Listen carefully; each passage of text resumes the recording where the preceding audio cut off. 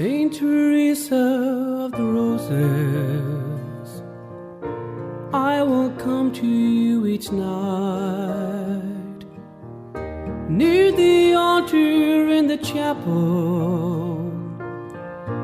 I will pray by candlelight. Saint Teresa of the Roses, won't you kindly hear my prayer? Give your blessings to my sweetheart and the love that we both share. Won't you guide us and protect us through the years that lie ahead? Won't you fill our hearts with sunshine on the day that we are wed?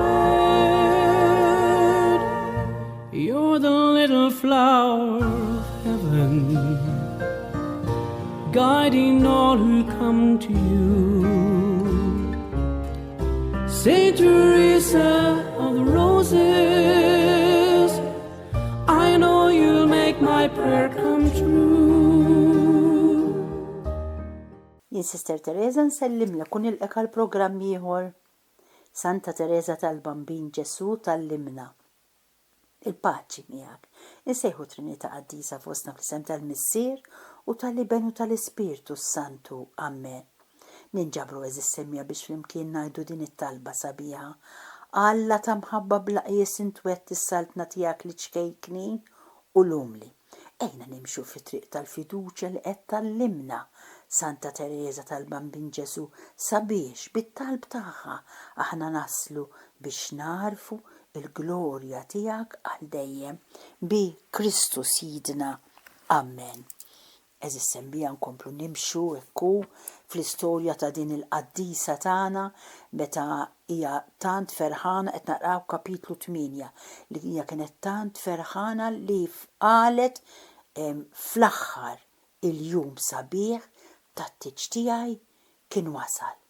Kien bla sħab, imma tajt li fil-jum ta' qabel fil-għaxija għamet fruħi tempesta li qatt ma kont rajt bħala laqat ma kella dubju fuq il-vakazzjoni. Imma tikinar bdiet tħoss li mhix imsejħa din il-vakazzjoni. Hija tentazzjoni tax-xitan. X'għamlet? ħadet deċiżjoni. Iddeċidiet u li tiftaħ qalba mal-majestra tagħha.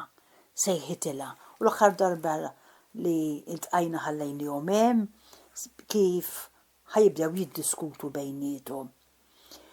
Qedtilha kitbet Teresa lill-majestra tagħha qedtilha bil-qagħda ta' ruħi. B'xorti tajba irat aktar ċar minni u żguratni għal kollox fil-vokazzjoni tiegħi barra minn hekk.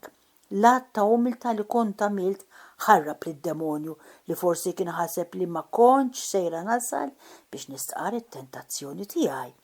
Hekk kif temmejt kliemi, id-dubji kollha tiegħi ebu b'dana kollu sabiex nagħmel aktar perfett l-att tiegħi ta' umilta li ukoll nafda it-tentazzjoni stramba tiegħi lill-perjura li kienet biżżejjed għalija li titħaq bija. Tikteb fl-għodwa ta' 8 ta' Settembru ħassejtni mazza fi xmara ta' paċi u kien f'din il-paċi li tgħaddi kull mal-moħħ jista' jifhem li għamilt il-wedit qaddisa tiegħi. Il-għaqda sħiħa tiegħi ma' Ġesu ma saħħitx f'nofs is-sajjetti u l-beraq, jiġifieri qalb xi grazzi straordinarji, imma fi ħdan żiffa ħelwa li tiġbaħ lil dik li sema fuq il-muntanja il-missier tagħna Sant'Elija. Li ma grazzi ma tlawġ f'dak il-jum ħassejtni tassew ir-reġina u ħtaft l-okkażjoni ta' dan it-titlu biex neħles l-imjasrin biex nikseb il-grazzi tar-re għas-sudditi bla gratitudni.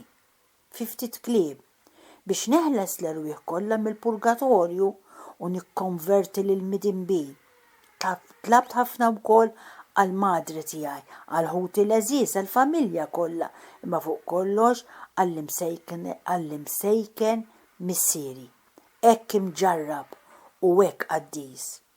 Offrejt lil nnifsi lil Ġesu sabiex hu jwettaq fija b'mod perfett ir-rida tiegħu bla qatt ma jkun hemm xi ħlejqa li tqiegħed xi tfixkil. F'dak il-jum sabiħ għadda wkoll bħalma jgħaddi kuljum tal-akbar dwejjaq, għax ukoll l-aktar wieħed glorjuż għandu l-għada tiegħu b'dana kollu. Kien mingħajr ebda dieqa li jien qed il-kuruna tiegħi f'riġlejn il-Verġni Mbirka ħassejt li ż-żmien ma kienx sejjer jisraq l-Elena tiegħi.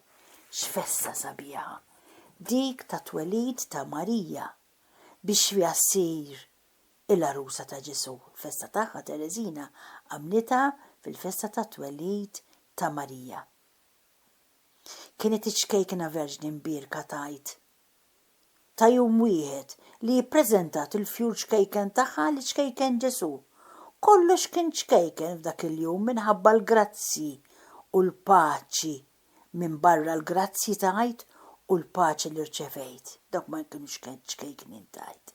Minn barra lena kollu paċi li ħassejt qawwi fija fil-għaxija meta waqt li ħares lejn il-kwiekeb jilmaw fis-smewwiet bdejt naħseb li tal-waqt is-sema sabiħ kellu jiftaħ quddiem il-għajnejn imsaħrin tiegħi u jiena nkun nista' ninaqat mal-arus tiegħi fih dan il-ferħ bla tmiem. Fl-24 tax-xahar saret iċ-ċerimonja tal-għoti tal-velu l-iswed qed tgħidilna u dan il-jum kien ta' bilħaq kollu miksi b'velu ta' dmuዕ għax il-papa ma kienx hemm biex ibierek lir-reġina tiegħu lilha nfisha. Il-patri li kellu jiġi kien il-Kanada. L-isqof li wkoll kellu jiġi u mbagħad imur jiekol mazziju kien ma jiflaħx u lanqas hu ma ġie. Fi ftit kliem kollox kien dwejja u mrar.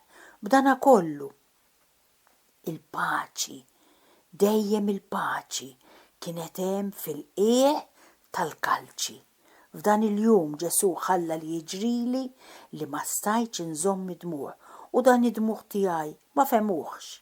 Fis-sewwa kollu kont stabart b'tiġri pwis akbar u ma bkejġ imma x'kont inkun mejjuna minn grazzi qawwija bil-maqlub fl-24 Ġesu ħallini bil-forzi tiegħi u malajru rejt kemm kienu żgħar.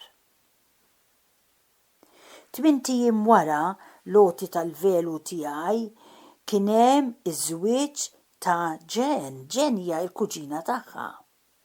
Ma nistax ngħidlek madra għażiża tiegħi kemm tallimt mill-eżempju tagħha dwar id-delikatezzi kollha ħlewwa li arusa tagħti lill-arus tagħha. Smajt bil-ħerqa dak kollu li stajt nitgħallem minn għandha għax għal Ġesu qed tgħidilna għax għal Ġesu maħbub tiegħi ma rridx nagħmel inqas milli Jen għamlet għal Francis għall-arus tagħha, jiġifieri waslet biex tiżżewġu, għamlet l-invit u Tereżina rat dak kollu li kitbet u xtaqet tagħmel hi wkoll għall-arus tagħha Ġesu. Qalet li Francis huwa ħlejqa tassew perfetta imma jibqa' dejjem ħlejqa. Ħadd gost jiena nnifsi li noqgħod nikteb ittra ta' stedina sabiex tkun tiġbaħ lil din tal-kuġina. U wara madre kif kienet miktuba din l-ittra ta' Tereżina. Ittra ta' stedina għat-tieġ ta' Swor Teresa tal-Bambin Ġesu u tal-Wiċċ Imqaddes. Alla li jista' kollox ħalliq tas-sema u l-art, situ mexxej tad-dinja u l-wies glorjuża Verġni Marija Sultana tal-qorti tas-sema iridukom tieħdu sehem fi żwieġ tal-iben majestus tagħhom li jismu Ġesu, Sultan tas-Slaten u Sid tas-Sidien. ħajżewweġ dan ħajjingħaqad ma' Sinjorina Teresa Martin bħalissa damma u prinċipessa tas-Saltniet botija lila bdota mill-aruż divin tagħha. X'inhuma dawn id-doti motijin? It-tfulija tiegħu u l-passjoni tiegħu. Hekk li t-titli tagħha ta' nobiltà huma tal-Bambin Ġesu u tal-Wiċċ Imqaddes. Is-Sur Martin tkompli tikteb proprjetarju u sit tad-dominji ta' tbatija u l-umiljazzjoni u s-Sinjura Martena l-omma qed tgħid prinċipessa u damma tal-unur fil-qorti tas-sema għax kienet mietet, iridukom tieħdu sehem fi żwieġ ta' bintom Teresa ma' Ġesu, il-kelma t'Alla, it-tieni persuna ta' Trinità li tisħoq kull qima li bil-ħidma tal-Ispiritu Santu sar bniedem u iben Marija, Sultana tas-sema. Billi ma stajtux tiġu mistiedna għal-barka tat-tieġ li natat lilhom fuq il-għolja tal-Karmelu fit-8 ta' Settembru tal-1890 minħabba li l-qorti tas-sema biss setet tiġi imdaħla liha, intom madankollu qed tgħidha lilna wkoll teżissimja, intom madankollu mitluba biex tkunu preżenti għal meta jiġi lura mit-tieġ għada jew jum l-eternità, il-jum li fih Ġesu li ben ta' Alla jiġi fuq is-sħab tas-sema fid-dija tal-majestà tiegħu biex jiġġudika lil-ħajjin u lil-mejtin. Billi is-sija għad mhix magħrufa, intom mistiedna biex iżommu ruħkom dejjem lesti u tisru. U issa madre Aziza tiegħi qed tkompli tikteb lill-oħda Pauline.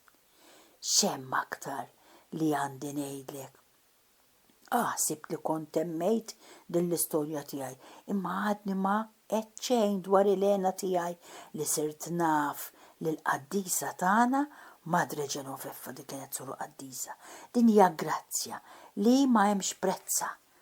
Tajjeb, Alla li kien diġatani ħafna grazzi li ukoll li ngħix ma' qaddisa. Mhix waħda li ma tistax timita, imma waħda imqazza b'virtu moħbija u ta' kuljum ġifri kienet it-tija lila dejjem ġid spiritwali lil Tereżina aktar minn darba. Tfarraġ bis-saħħa tagħha. Jien la iżda tajt li dan kien jiġri l-aktar f'kulħadd, imma f'ħadd minnhom tajt mort inżura ftit bħas-soltu u sibt lejn Madre Genoveffa żewġ sorjiet oħra. Ħares li għabit bis-sima u kont qiegħda nħejji biex nitlaq billi 3 sorjiet flimkien ma jistgħux joqogħdu ħdejn waħda marida, tnejn jistgħu joqogħdu. Iżda din is-soru marida waqt li ħarset lejha barja ta' waħda imnebħa qalt li stenna binti ċkejkna, irrid ngħidlek biss kelma żgħira. Kull darba li tiġi ħdejja inti titlobni nagħtik bukkett spiritwali. Tajjeb, illum nagħtik dan. Aqdi lill-Alla bil-paċi u l-ferħ. Ftakar ċkejkna tiegħi li Alla tagħna huwa Alla tasliem. Wara tajdinna Tereżina li raddejtilha ħajr bis-sempliċità kollha ħriġ meħdejha mqanqla sat-tixrid ta' dmuዕ u żgura li Alla kien għarrafa bil-qata ta' ruħi. F'dak il-jum kont imġarba għall-aħħar kważi mdejqa flejlek mudlam illi lanqas biss bqajt naf jekk kont ċadni maħbuba mill-ħanin Alla. Iżda l-ferħ u l-faraġġ li ħassejt inti sta tintebaħ bih, Madre Aziza tiegħi. Il-ħatta wara rrid insir naf li ma' xorti ta' rivelazzjoni kellha Madre Genoveffa din il-qaddisa. Iżguratni li ma kellha ebda rivelazzjoni. Imbagħad il-ġieħ li kont inżomma fih iktar kiber għax rajt salima gratoli Ġesu kien qiegħed jgħix ġewwa fiha u jagħmel li taħdem u titkellem. Din il-qdusija li tidilli lija l-aktar vera, l-aktar qaddisa u hija dik li nixtieq għalija. Għax fiha ma jinsab ebda għerq. Fil-jum tal-professjoni tiegħi ġejt imfarġa ħafna wkoll meta sirt naf minn fom Madre Genoveffa nnifisha li wkoll kienet għaddiet mill-istess tiġrib li kont ġarrabt jien qabel ma kienet għamlet il-wedit tagħha. Tiftakar Madre Aziza tiegħi il-faraġġ li stajna nsibu fiha fil-waqt ta' tbatijiet kbar tagħna, ġifieri meta kien ikun missierhom marit kienu jmorru u kienet issabbarhom. Fl-aħħar it-tifkira li Madre Genoveffa ħallit f'qalbi hija t-tifkira kollha fwiha. Fil-jum ta' tluq tagħha s-sema ħassejt nimqanqla b'mod partikolari. Kienet l-ewwel darba li jiena kont qiegħda nassisti għall-mewt ta' xi ħadd u ta' bilħaq id-dera kienet issaħrek. Kont qiegħda propju f'riġlejn is-sodda ta' din il-qaddisa li kienet qiegħda tmut u rajt sewwa sal-inqas ċaqliqa tagħha. Derli li fis-satejn li domtem ruħi kien immissa tintela bil-ħeġġa, bil-maqlub, ħakmitni bħal xorta ta' telfa li fiha ma stajt inħoss xejn. Iżda fil-waqt stess ta' twelita s-sema tal-qaddisa tagħna Madre Genoveffa, ix-xejra ġewwinija tiegħi inbidlet għal kollox. Hekk li fitbet pita ta' għajn ħassejtni mimlija għena u ħeġġa li ma jistgħux jitfissru. Isa Madre Genoveffa kienet tatni sem mill-feħ li kienet qiegħda titenna bih, għax jiena żgura li hu baqgħet sejra dritt fis-sema. Darba waqt li kienet għadha ħajja kont għattila Madre tiegħi, int mhux se tmur il-purgatorju, nittama li le, weġbitni bil-ewwa, żgur li Alla ma kienx sejjer iġib fix-xejn tama hekk mimlija umiltà. Il-grazzi kollha li qlajna minn dakinhar jiġdu dan. Kull soru fittxet li tikseb xi relikwa. Intaf Madre Aziza tiegħi x'relikwa għandi, ix-xorti li jkolli jien. Waqt l-agonija ta' Madre Genoveffa intbaħt li dema waħda baqgħet tleq bħal djamanti fuq xwarajnejha. Kienet l-aħħar waħda minn daw kollha li kienet ċerdet u ma waqgħetx għax xi rajta għadha tleq fil-kor bla ħadd ma ta' kassa biex jiġborha. Għalhekk ħadd biċċa żejra tal-għażel fin u għazzardajt nersaq lejha fil-għaxija bla ma ħallejt il ħadd jarani u ħadd bħala relikwa l-aħħar dema ta' qaddisa. U wara ġarrejta dejjem fil-borża ċkejkna li fiha nżomm il-wedit tiegħi. Jien ma nagħti ebda każ tal-ħolm tiegħi, barra minn hekk huwa fil-bot li jkolli ħolm biex bijat, hekk li nistaqsi lili nnifsi kif hija din li billi il-jum kollu naħseb fil-mulej ma nkunx medija fih ukoll fl-irqat tiegħi. Aktarx li meta noħlom bil-boskijiet, bil-fjuri, bin-nixxijat, bil-baħar, kważi dejjem nara tfal żgħar ħelwin, naqbad frifet u wasafar li bħalhom ma rajt qatt. Tista' tara Madre Aziza tiegħi li jekk il-ħolm tiegħi għandu dajra poetika żgur li mhux xi ħolm mistiku. Imma f'lejl wieħed wara l-mewt ta' Madre Genoveffa kelli ħolma ta' faraġġ. Ħlomt li kienet qiegħda tagħmel it-testament tagħha billi tagħti lil kull soru xi ħaġa minn tagħha. Meta mmessni jien sibt li kienet sejra tagħtini xejn għax ma kien fadlilha xejn aktar. Iżda waqt li intrefet ftit il fuq qalt tliet darbiet bleħen li jidħol fil-qalb. Lilek inħallilek qalbi. Xar wara t-telfa ta' din il-madre qaddisa tagħna, l-influenza, il-marda tal-influenza, xterdet fil-komunità. Għajt waħdi fuq riġlejja fl-imkien ma' żewġ sorjiet oħra biss. Qatt ma nista' ngħid dak kollu li rajt u xġelli li hija l-ħajja u kull ħaġa oħra li tgħaddi. Il-jum ta' it-19 il-sena tiegħi kien festa ta' mewta waħda. għax fit-2 ta' Jannar mietet l-ewwel soru. U ftit wara ta' 2 oħra, mietu 2 oħra.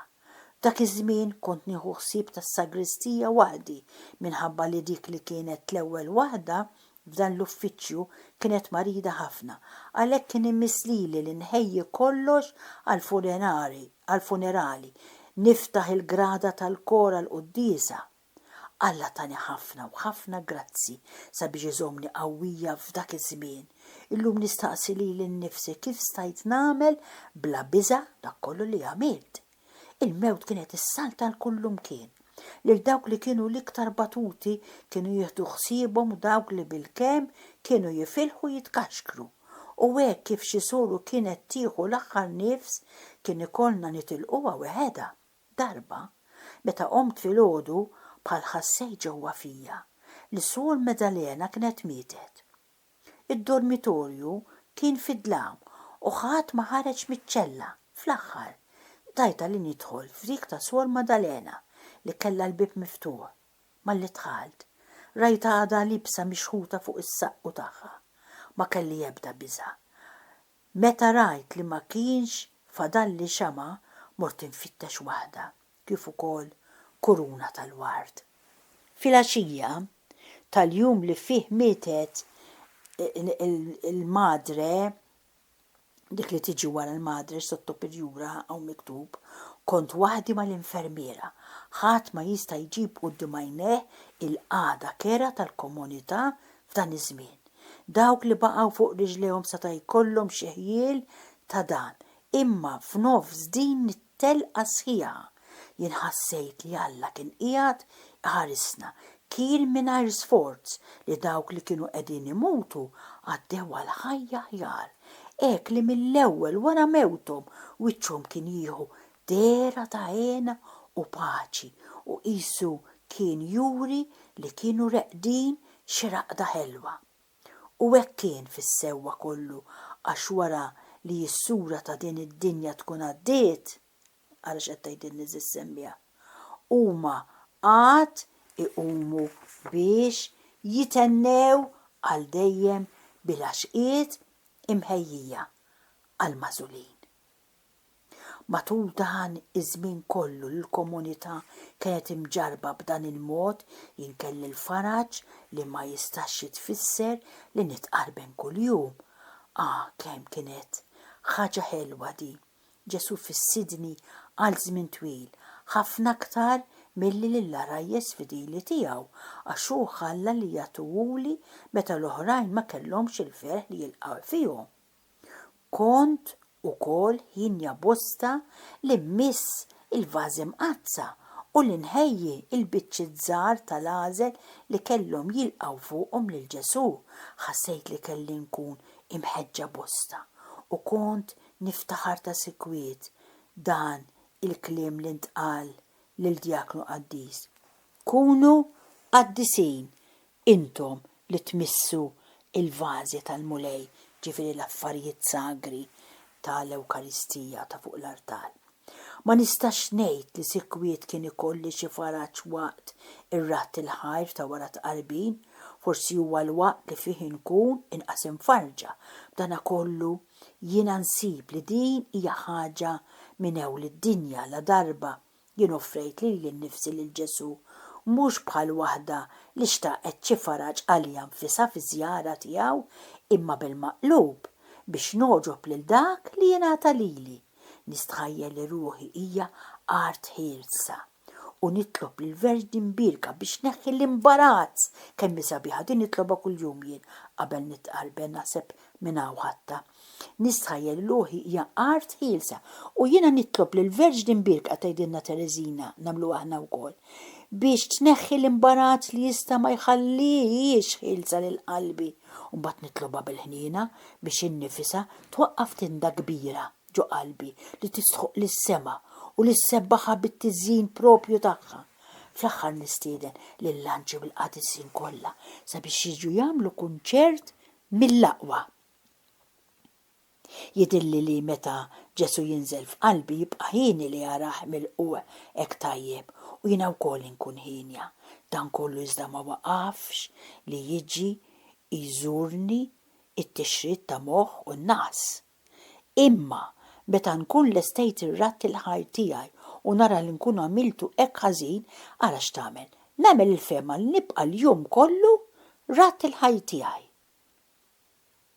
Tgħidilha tara madre, għażiża tiegħi, li jiena l-bogħod milli nimxi fit-triq tal-biża' għax dejjem insib il-mezz kif inkun ħinja u naraf ninqeda bil-miżerji tiegħi u bla dubju dan ma dejjax lil Ġesu għax jidher li hu jagħmilli l-qalb biex nimxi f'din it-triq. Nisa naqqafu semmija kalla jrid inkomplu darb'oħra. Nirringrazzjak u nsellimlek li kont magħna għal dan il-programm. Il-paċi tal-Mulej miegħek. Saint Teresa of the Roses, I will come to you each night, near the altar in the chapel. I will pray by candlelight. Saint Teresa of the Roses, won't you kindly hear my prayer? Give your blessings to my sweetheart and the love that we both share. Won't you guide us and protect us through the years that lie ahead?